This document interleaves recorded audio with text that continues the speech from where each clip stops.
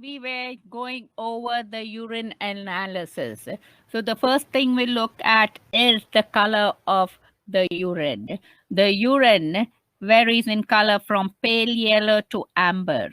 Light yellow or pale yellow urine is when the person is well hydrated. Dark yellow or amber urine is when the person is dehydrated.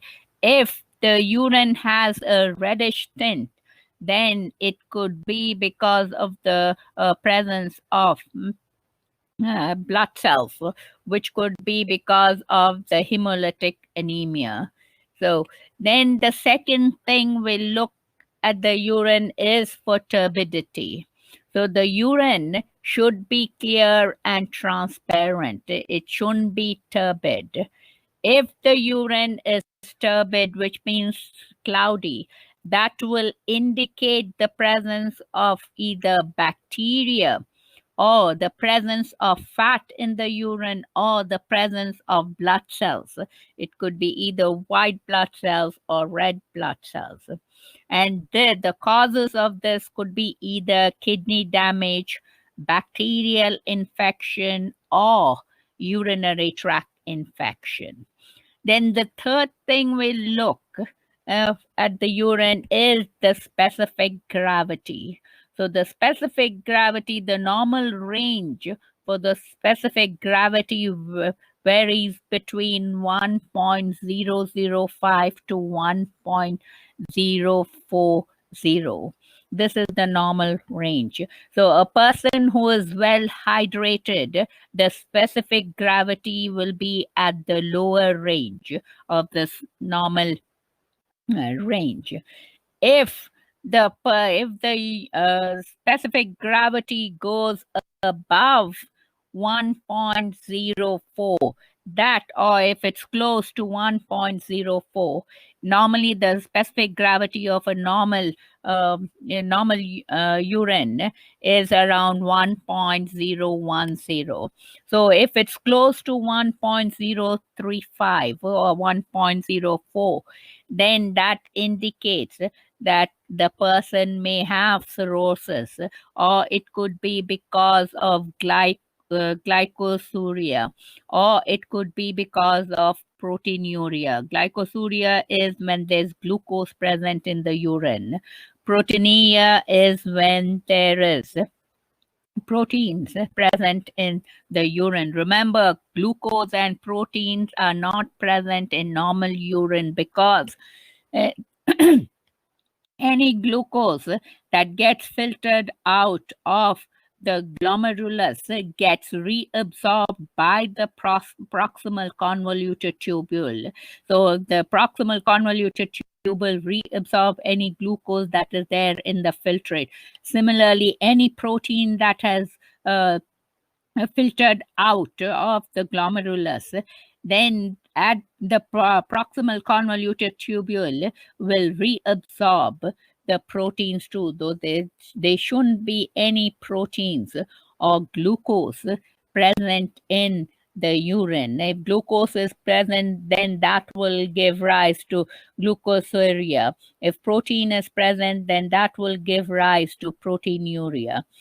So if the specific gravity goes below 1.001, that will indicate that the person has diabetes insipidus, or the person can have nephritis. So what is the difference between diabetes mellitus and diabetes insipidus?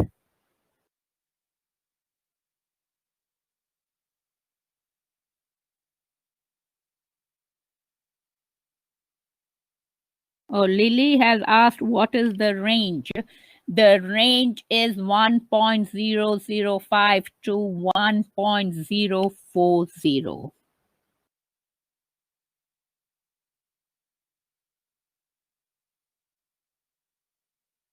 So anybody, any guesses what is the difference between diabetes insipidus and diabetes mellitus?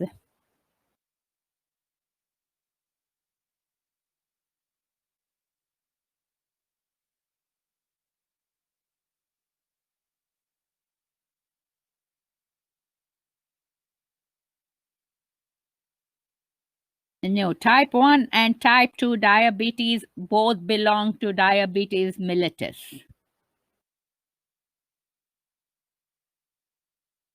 The two types of diabetes mellitus are type 1 and type 2.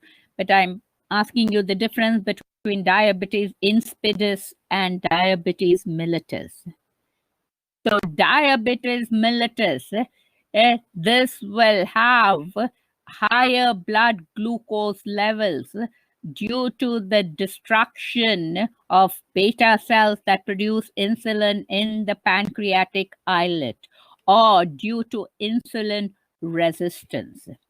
Whereas in diabetes insipidus, the glucose level are normal, so the blood glucose level are normal, but the problem lies with the kidneys. The kidneys cannot balance the fluid that is present in the body, and that is diabetes insipidus occurs because of the lack of ADH hormone. Remember, the antidiuretic hormone is produced by the hypothalamus and get stored into the posterior pituitary gland.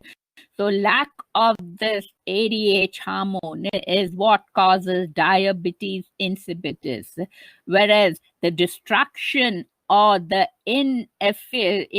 insufficient secretion of insulin, by the beta cells, that's what causes diabetes mellitus. But in diabetes insipidus, the blood glucose level is normal. So then the next physical trait which we check is the average, the pH. So the average pH of the urine is between 4.5 to 8.0. So, and this, depending on the diet, the pH can change a little bit. It can either go below 4.5, slightly below 4.5, or slightly above 8. But then the normal range is between 4.5 to 8. Higher pH, higher than 8, that will indicate urinary tract infection. pH lower than 4.5, that indicates ketonuria. So ketonuria, what are the ketone bodies? What forms the ketone bodies?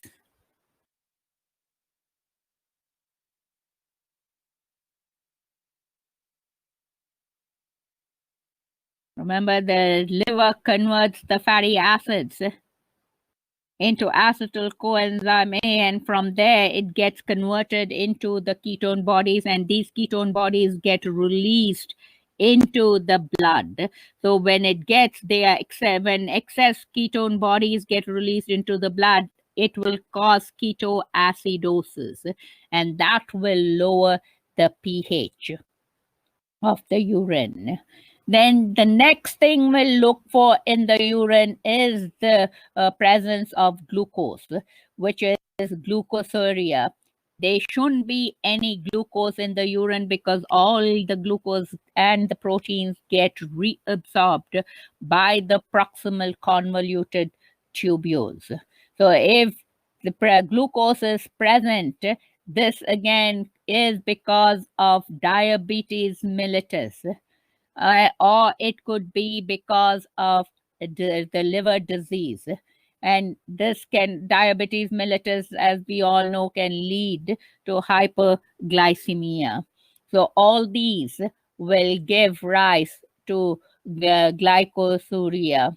And if the proximal convoluted tubules are not functioning properly, so these glucose as well as the proteins will not get reabsorbed from the filtrate. So again, the proximal convoluted tubule dysfunction can also give rise to glycosuria.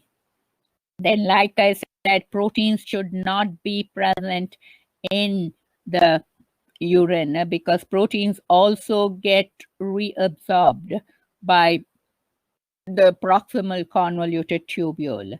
So if proteins are present, this could be due to hypertension, diabetes, glomerulonephritis, or kidney failure.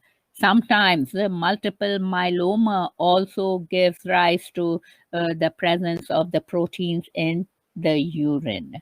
The next substance we look for is the ketone bodies. So ketonuria, which is the presence of ketones, there shouldn't be any ketones that should be present in the urine. So presence of ketones in the urine will give rise to ketonuria. So this presence of ketonuria could be because of diabetes, fasting, pregnancy, and sometimes when people do strenuous exercise, that can also produce some amount of ketone bodies in the blood, in the urine.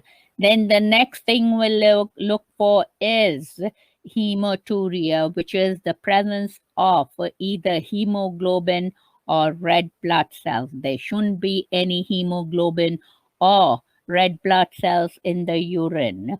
Hemoglobin again gets absorbed by the proximal convoluted tubule, and red blood cells cannot filter out of the glomerulus. So the presence of hemoglobin will indicate hemolytic anemia, or it could be because of malaria. Remember, malaria, the protozoans will reside into the blood, red blood cells. So that's where they undergo sexual reproduction, and then they burst the red blood cells to release their progeny. Or it could be because of hepatitis, or it could be because of the presence of stones in the kidney, which are the renal stones. Presence of red blood cells. This could be because of kidney disease, or it could be because of inflammation that takes place in the kidneys, or it could be because of malignancies, which are cancers. Then the other substance that we look for in the urine is bilirubin. So bilirubin is known as bilirubinuria. So this, remember from our lecture, the hemoglobin, when the red blood cells lyse, then the heme, which is present in the hemoglobin, that heme center of the hemoglobin molecule will get broken down into this water insoluble conjugated bilirubin compound. So this bilirubin, unconjugated bilirubin, when it goes to the liver conjugates that bilirubin with glucuronic acid, and this gets excreted into the bile as bilirubin. So this in the gut, the bilirubin gets reduced into urobilirubin, and some of it is converted to stercobilin, which gives the fecal matter its yellow color or pigment. So some of the urobilirubin will also get absorbed by the liver. Remember, recycling of the bile that happens. So some of it will get reabsorbed by the liver, and this will enter the liver, and this in the liver will get converted into urobilin, and this urobilin then gets excreted in the urine. So both there will be a little bit of there shouldn't be any bilirubin. The presence of bilirubin, it could be because of jaundice or the production of gallstones that are blocking or obstructing the flow of bile, or it could be because of hepatitis. And the next thing we look for in the urine are the nitrates. So that there shouldn't be any nitrates that are present in the urine. If nitrates are present, then that indicates that that person has urinary tract infection. And we also look at the white blood cells, which are the leukocytes. So the leukocytes shouldn't be present in the blood. So if leukocytes are present, that will also indicate a urinary tract infection, or it could also be due to nephritis, which is inflammation of the nephrons. And finally, the last thing we look for in the urines are these casts. Casts are structures, cylindrical structures that are present in the urine. And these cylindrical structures could be made up of a collection of white blood cells, red blood cells, or the cells from the kidney itself, or it could be a combination of this with the proteins of fat. And these are known as the cast bodies. So normally they shouldn't be any cast, but sometimes they are up to 5 cast. That's considered normal. If there are a large number of this cast, then that will indicate kidney disease and nephritis. So these are the things which we look for, and these, by comparing the color changes on that dipstick with the chart that is present on the surface of that bottle, that will tell us whether glucose is present in the urine, protein is present in the urine, the pH, then hematuria, then whether ketones are present, etc. So this is what we would have done in the lab had we have face-to-face classes. Since we don't have face-to-face classes, so this experiment I just went over. Any questions?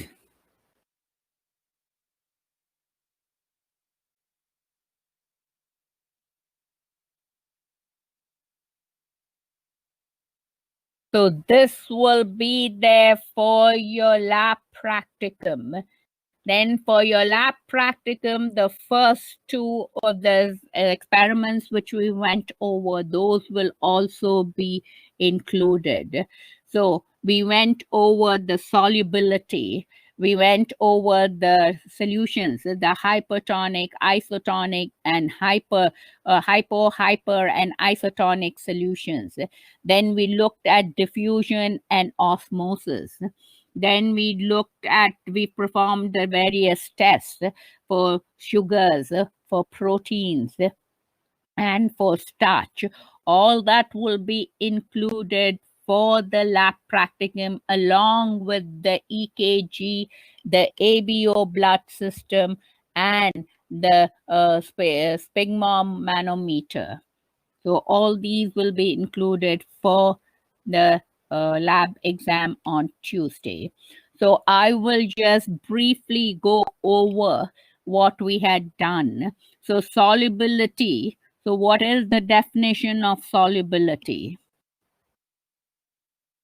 So that is, again, the ability of the substance to dissolve in another substance. So the substance that dissolves in another substance is known as the solute. And the dissolving agent in which the substance dissolves is known as the solvent. So solutions are homogeneous mixtures of 2 or more substances. So I found that when I had asked you about this heterogeneous solution, homogeneous solution. Many of you had written saturated and unsaturated solutions. No, saturated solution is a solution in which the solvent is not capable of dissolving any more solute. So no more solute can get dissolved in the solvent in a saturated solution. Unsaturated solution is a solution in which some more solutes can get dissolved. Then aqueous solution is a solution in which the solvent is water. So if the solvent is water, then it becomes a aqueous solution. Then the homogeneous and heterogeneous solutions. Homogeneous solutions, these are solutions in which the substances or the components of the solution, which are the solute and the solvent, are uniformly distributed throughout the solution. So they will have only one face. They won't be two faces like in a heterogeneous solution. So in a homogeneous solution, it has uniform composition. So, for example, of a homogeneous solution is coffee or the tea, the vinegar, etc., where you do not see two faces because the solute gets completely dissolved in the solvent. So you have this uniform distribution of the solute and solvent throughout the solution. Whereas in a heterogeneous solution, here you have the distribution which is not uniform. So you will get two different faces, and these two different faces will have different properties. So for example, oil and water, when you mix oil and water, you are mixing two substances, so you are performing or making a solution, but then the oil does not get mixed completely in the water. It will keep floating in the water. So you have two phases, one phase which is formed by the oil and the other phase that is formed by the water, and the properties of these will be different. Whereas in a homogeneous solution, the properties will be the same. Whether you take the solution from the top of the solution or from the bottom, because the solvent and the solute are completely or uniformly distributed. So in a heterogeneous solutions, because they are not uniformly distributed, so they have these phases, two different phases, and the properties of each of this phase will be different. Obviously, water has different properties compared to the oil, which forms another phase. For example, if you put sand in water again, you get an heterogeneous solution because the sand doesn't mix completely with the water, so you get two phases. One is phase which is formed by the sand and one phase that is formed by the water. Then what is the difference between suspensions and colloids? So suspensions and colloids are heterogeneous solutions. They have two phases. So what is the difference between the suspension and colloids?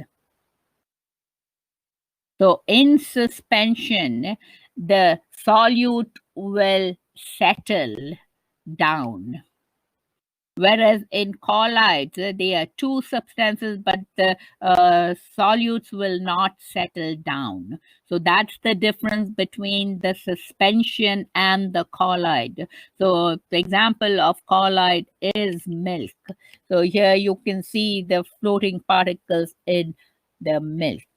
Then we talked about the tonicity, which is the concentration of the solute that is present in a solution. So we talked about the three types of solutions: the hypertonic solution, the isotonic, and the hypotonic. When we say hypertonic, isotonic, and hypotonic, this is always relative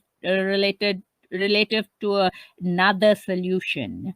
So supposing the cells, if you take cells and you take a beaker of water in which you have these different solutions. So if it's a hypertonic solution, then the solute concentration will be higher in the hypertonic solution compared to the fluid that is present in the cells. So the the beaker of water which has more of salt present, which causes it to become hypertonic solution compared to the fluid that is present in the cells. If the concentration of the solutes in a beaker of water is the same as the concentration of the solutes in the fluids of the cells, then it will be an isotonic solution. If the concentration of the solutes in the beaker is less than the concentration of the solutes in the cells, then the beaker of water which has the solutes will be hypertonic compared to the cell. So what happens to red blood cells when they are placed in hypertonic, isotonic, and hypotonic solutions? So if a red blood cell is placed in an hypertonic solution, what will happen to the red blood cells? The red blood cells will shrink, which is known as crenate. So that is known as crenation. So if you put red blood cells in a hypertonic solution, so because the red blood cells, the fluid of the red blood cells have more of water compared to the hypertonic solution, which has more of solutes, then the water will will move out of the red blood cells into the beaker. When that happens, the red blood cells will shrink because it's losing water. And that shrinking of the red blood cells is known as crenation. So red blood cells placed in a hypertonic solution will undergo crenation. Red blood cells placed in a hypotonic solution, the water from the solution will start rushing into the red blood cells, and this will cause the lysis of the red blood cells. So the water will keep on rushing into the red blood cells, which will cause the red blood cell to swell up, and then the red blood cells will burst. Bursting of the red blood cells is known as hemolysis. So the red blood cells will undergo hemolysis when they are placed in a hypotonic solution. If the red blood cells are placed in an isotonic solution, then nothing happens to the red blood cells.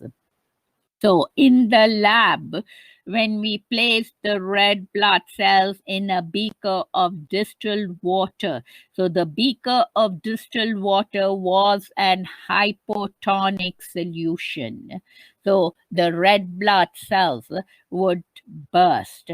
If the red blood cells were placed in a 20% sodium chloride solution, then the sodium chloride solution was hypertonic to the red blood cells.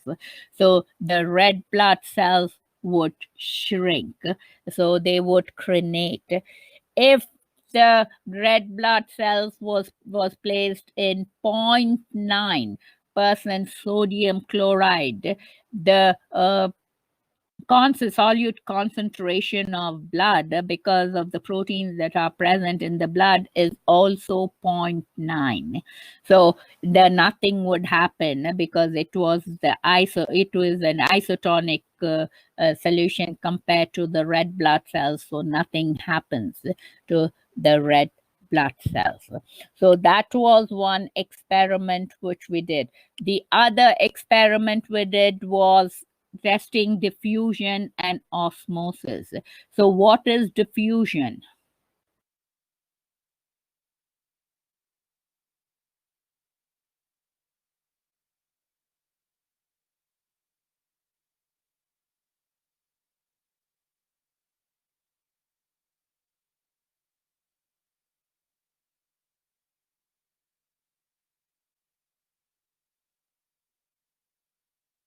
A movement from high to low, so that concentration. So movement of substances from a region of higher concentration to a region of lower concentration down its concentration gradient, that is known as diffusion. For diffusion, we tested by taking the potassium permanganate crystal and putting it in a petri dish which had water, and then we measured the length of the crystal over time as the potassium permanganate crystal started diffusing into the water. So that was for diffusion. Then we did the dialysis experiment for osmosis. So what is osmosis?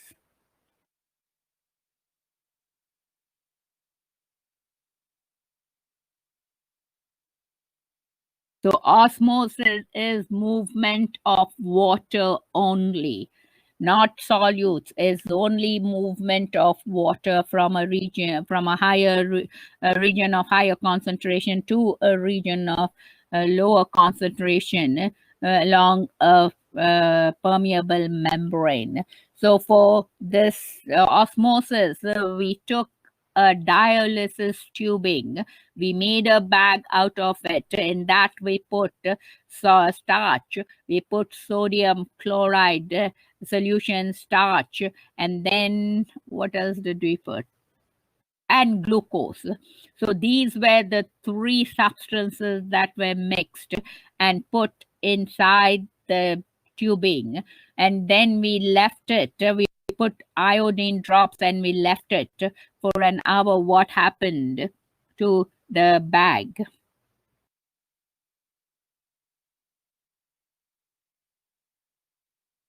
So the color changed from the bag, which was white in color after iodine was put into the beaker of water in which this tubing was placed. Then after 1 hour, we found that the color in the bag started changing color. So it started changing color and it became dark blue in color. That was because the iodine diffused from the beaker of water into the tubing, and then iodine intercalated within the starch that was present inside the tubing, and then it caused the color to change.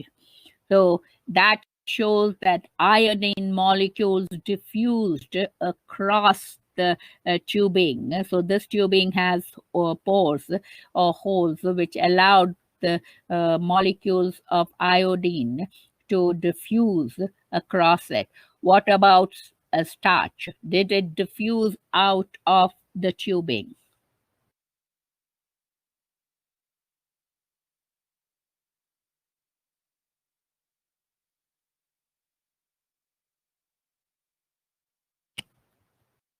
Did the starch diffuse out of the dialysis tubing?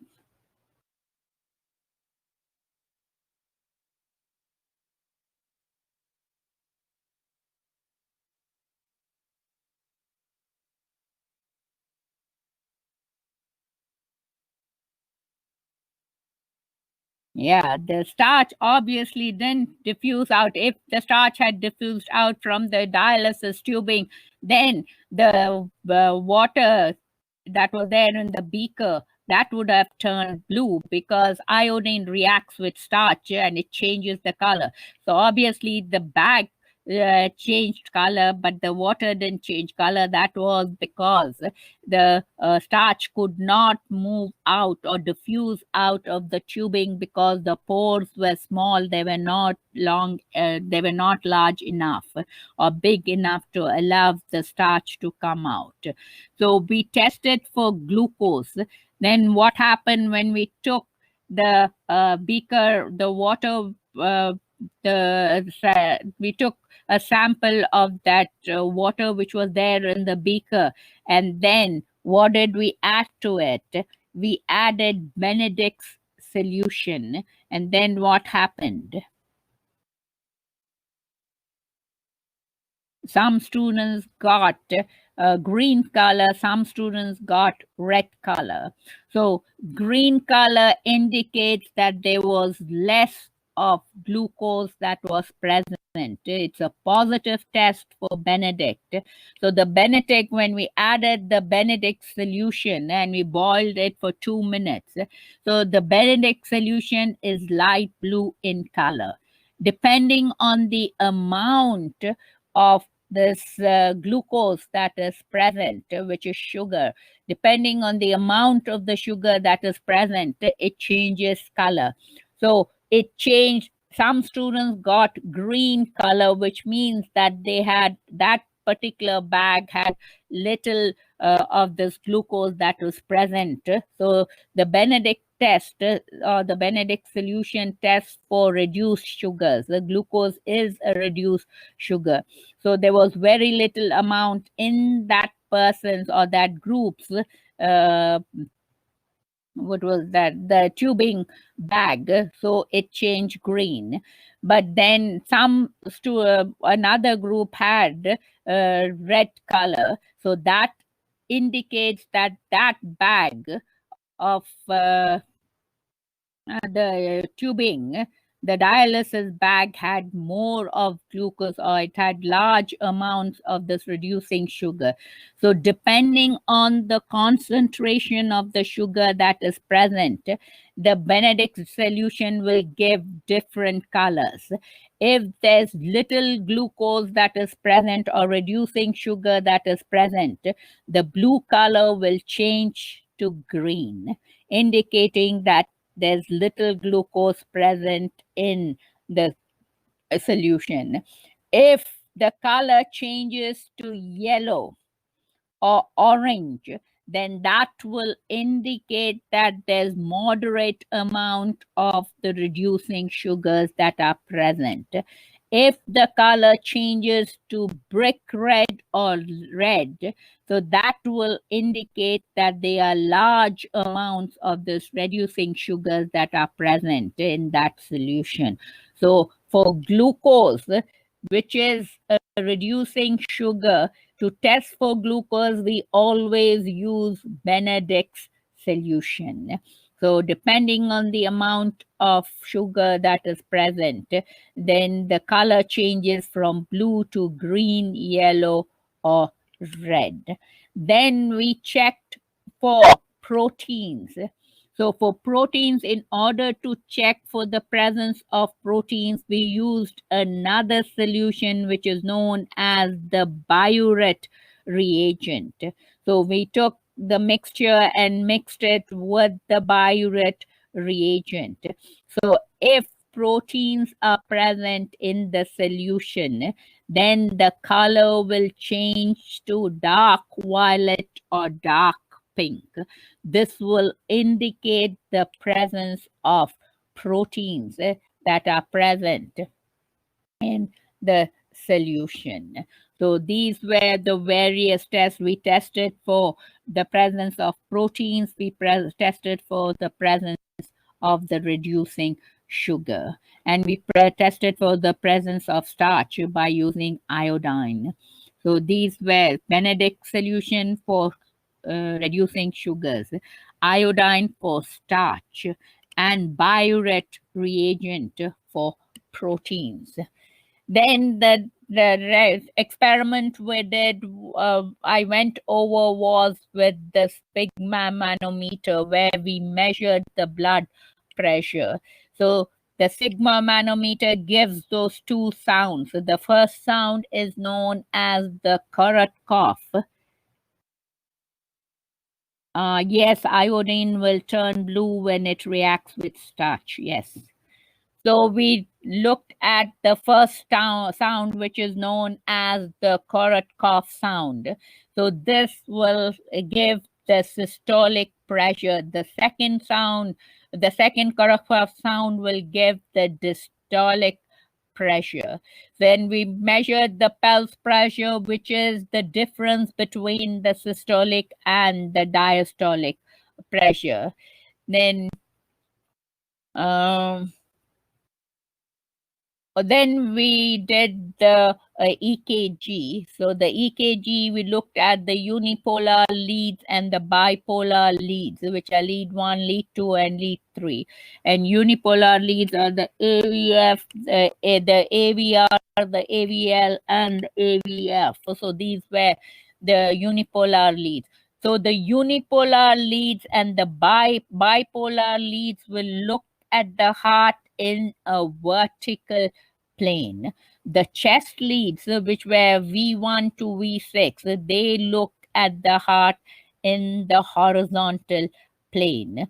So these, when you get the EKG, so you get these waves. What were the three waves we went over?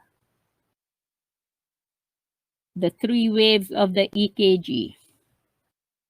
Yes, the P wave, the QRS complex, and the T wave. The P wave will indicate what? P wave will indicate what? Atrial depolarization. That's right. What about the QRS complex?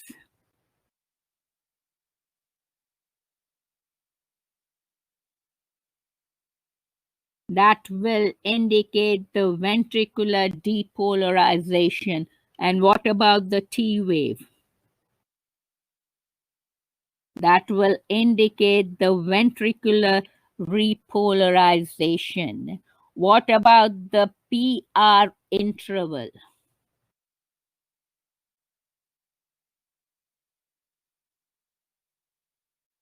PR interval is the atrial depolarization and the conduction of the electrical impulse through the AV node. Yes, conduction through the AV node. So that is the PR interval. What is the ST segment?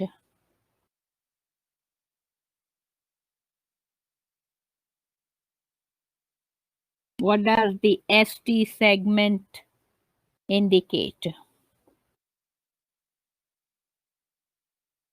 So the ST segment indicates the ventricles when they are undergoing depolarization. So the QT interval is the interval between the ventricular depolarization and the ventricular repolarization. But the ST segment indicates the ventricles when they are still depolarizing. So then we talked about the AV node block. What is the AV node block? What causes the AV node block?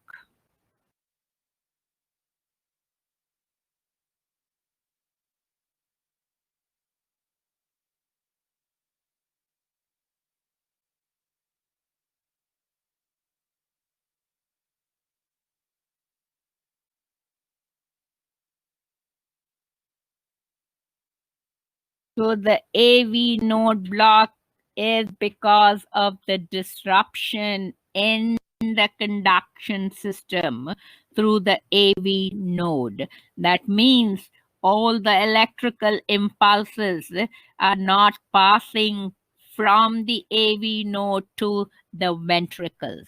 So there are three types of AV node block, which was the first degree AV node block, the second degree AV node block, and the third degree AV node block. The first degree AV node block will have what in the EKG?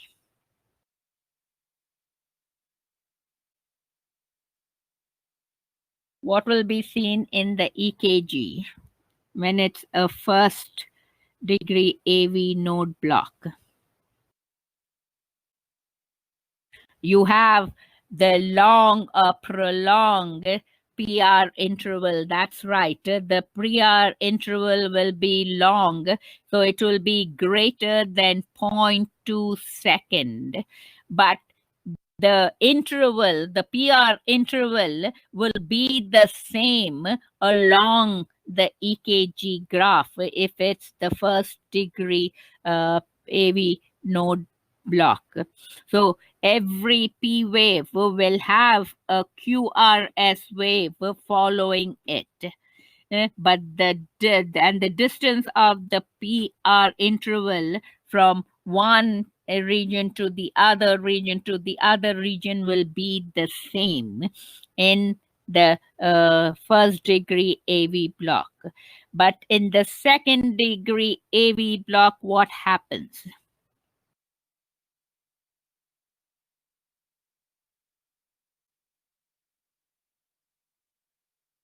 Some of the electrical impulses don't reach the ventricles. So you have this PR interval that keeps on getting progressively longer and longer along the EKG. They won't be the same size as in the first, same length as in the first degree AV node block. And then you will have more of P waves, but you will have less of the QRS complex because some of the electrical impulses do not travel to the ventricles at all. So you may have two or three P waves, then a QRS wave. So you may have this QRS complex dropped in between the graph along the EKG graph, and the PR interval will not be the same going along the EKG graph along. Whereas in first degree AV node block, the PR interval will be same throughout the graph. It will be longer, but it will be the same, and every P wave will have a QRS complex follow the P wave in first degree AV block, but in second degree not every P wave will have the QRS complex follow it. There will be some of the QRS complexes that will be missing. And then when it comes to the third degree AV node block, you will have complete dropping of this QRS complex in the EKG. Then we talked about flutter and fibrillation.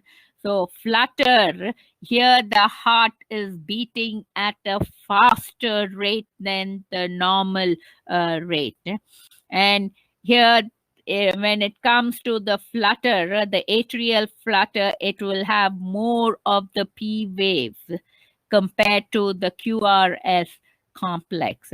So more V waves, and then the heart will beat at a faster rate, anywhere from 240 to 300 beats per minute, which means it will tachycardia will accompany atrial flutter.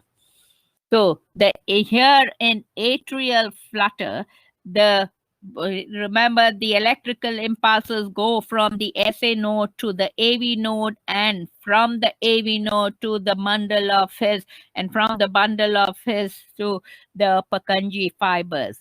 So they go in a line, a straight line. Whereas when it comes to the flutter, they do not go in a straight line. They will circle inside the atrium, and that's what causes the atrial flutter. Instead of going in a straight line from the top of the heart to the bottom of the heart, the impulses will circle inside the atria, and the heart will beat at a very fast rate, which is around 240 to 300 beats per minute. Then what is fibrillation? Here in the atrial flutter, the rhythm of the heart, although it's beating fast, it will be normal.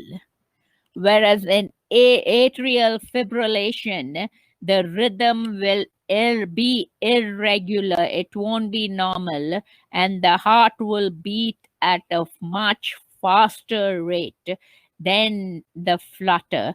So you will have irregular QRS waves that are being seen in the EKG. You may not see any P waves at all. So you just see this wriggly line going across. So that is fibrillation, where the heart, instead of squeezing to push the blood out from the atria into the ventricles, it quivers. So it quivers instead of squeezing. So that is fibrillation and flutter. And then lastly, for the exam, we went over the ABO blood typing. So if the blood, if a person has blood type A, then what does that indicate? When it comes to the red blood cells of that person and the serum of that person.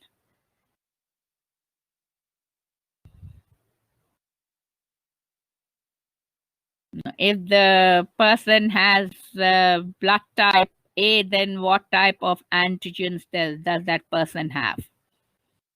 Yes, that person will have A antigens that are present on the surface of the red blood cells, but the plasma or the serum will have anti-B antibodies that are present. If a person has blood type B, then the antigens that are present on the surface of that person's red blood cells will be the B antigens, and that person's serum will have anti-A antibodies. If a person belongs to AB blood group, then that person's red blood cells will have both A antigens as well as B antigens that are present on the surface of that person's red blood cells. But that person's serum will have neither anti-A antibodies nor anti-B antibodies. If a person belongs to the blood group O, then that person's red blood cells do not have either A antigens or B antigens on the surface, but that person's serum will have both anti-A antibodies as well as anti-B antibodies. So what happens if the wrong blood is transfused?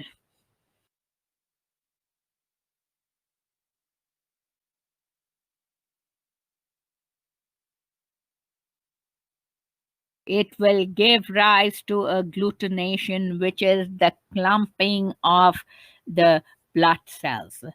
Then what is the other antigen that is present on the surface of red blood cells? The RH factor. So the RH factor, if the RH factor is present on the surface of a person's red blood cells, then that person will be positive for the RH factor. If a person's red blood cells does not have that Rh antigen, then that person will be negative to that negative to that Rh antigen. So that person will be negative. So what is the problem when it comes to the Rh factor?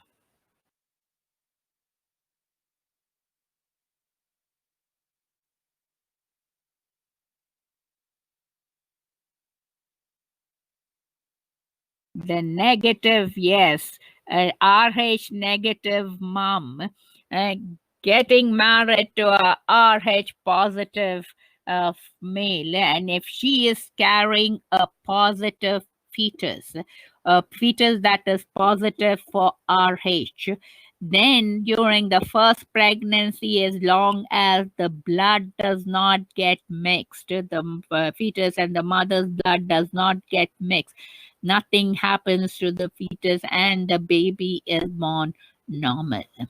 When the baby is born, during delivery, the mother's blood will get mixed with the baby's blood, and the mothers will get sensitized to the Rh antigens that are present on the surface of the red blood cells of the baby's blood, which comes in contact, and then the mother's blood will start producing anti-Rh antibodies. And when that female gets pregnant the next time with a positive fetus, then it becomes a problem. The anti-Rh antibodies that are present in the mother's blood can bind to the Rh antigen, and then they can cause what? What do they cause?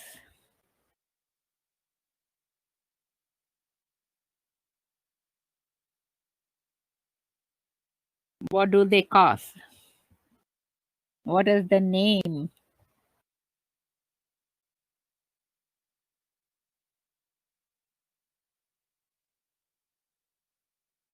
What is the name of the uh, disease that can happen?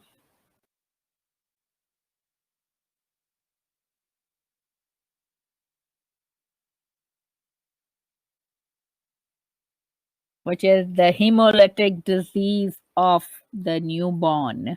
Or another name is erythrobastularis fetalis. Erythrobastularis fetalis. So these can happen. So erythroblastus fetalis can happen. So what they give the mother an injection, which is the ROGAM, and this prevents the formation of anti-Rh antibodies. So all this you need to know for the practicum. So the practicum will have questions which I just went over.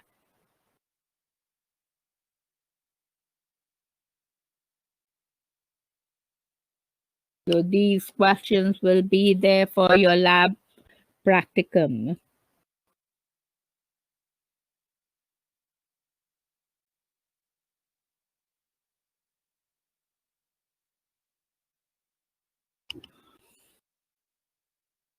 So with this, we complete what I wanted to go over today.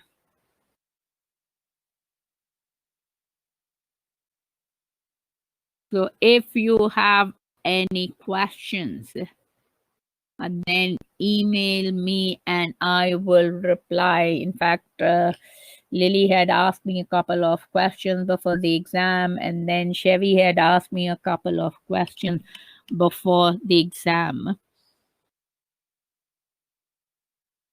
I will let me give you the link to that I will email you the link to this video, and I have found some other videos that explain or the EKG system. And if I will go and see if I can find some other videos when it comes to the ABO blood system, and I will email it to you this evening. So you will have access to the video which I just went over.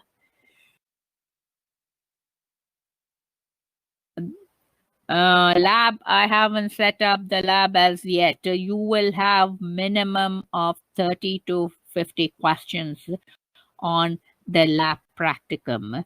So, but for your lecture, you will have 75 questions. That is for sure for your lecture exam. But lab exam, it depends. Anywhere from 30 to 50 questions.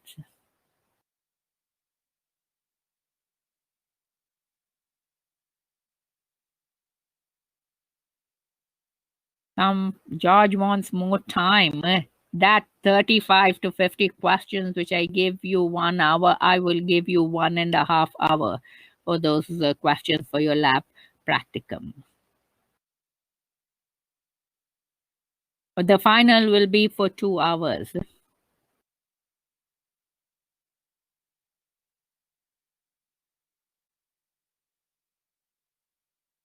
So if you don't have any more questions, then I will let you go. If you have any questions you need me to clarify, please send me an email and I will do it. Yeah, final for lecture exam will be 75 questions, and again, everything will be match the following true or false.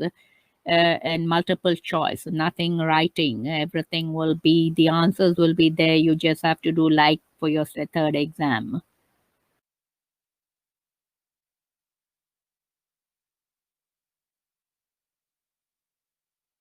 Fill in the blanks will be there, but the answers will be there. It will be multiple choice.